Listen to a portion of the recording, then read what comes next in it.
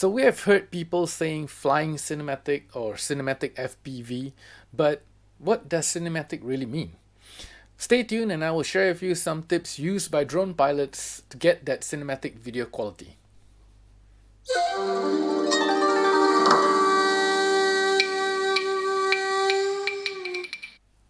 Bom dia everyone!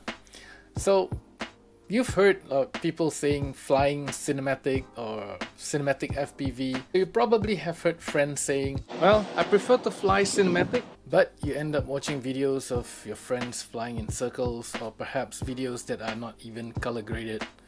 Yeah, there's a little bit of gyro flow or hyper smooth, but it's just not cinematic. But what is considered cinematic? So one of the explanation is that it's a visually compelling or arresting image to the viewer when shown in context of a story. One of the tips suggested was to add motion blur, and flying cinematic is not just about motion blur, it's got everything to do with the video and the picture and how you see it.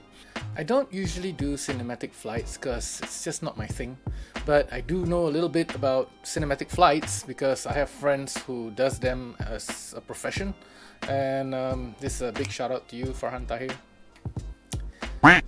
So today I'm going to share with you a couple of tips that the drone pilots use, especially the professional ones, to get their video as cinematic as possible. So there are a few things that actually makes a video cinematic. One of the most important things that I've seen is definitely color grading, other than hyper smooth or gyro flow to get that stabilized footage of your video. Here are the list of things that we will look into to get your video to look as cinematic as possible. First, we have the hyper smooth or gyro flow, or basically your stabilized image. Then we have color grade. You most definitely need to color grade your videos or it will not be a cinematic video. And that brings us to the next one, which is light or shadow, and this actually creates a very nice picture quality. Here we have the most famous cinematic drone pilot, Johnny FPV, and he added the stabilized footage plus the color grading and the light and shadow into his video. Do note the transitions that he was making for the color grading before and after.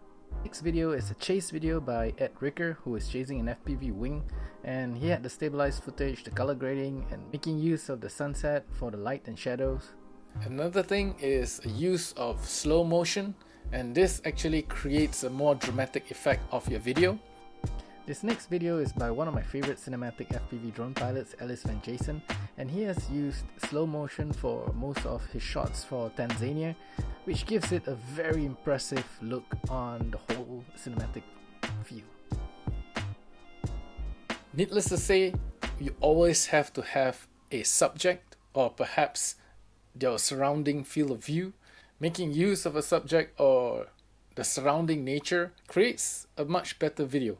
In this video of Venice by Joshua Turner, you could actually see the surroundings from the story that he's telling, as well as the subjects that he is shooting, and really impressive use of color grading and lights and shadows. Another thing you can add are the black bars on top and below to give you a wider image that kind of looks like you're sitting in a cinema. So this video was shot by my buddy Farhan, and he had the recording done in flat color, and after adding the color grading and the black bars, the letterboxing that we were speaking of, it actually makes the video very much more cinematic.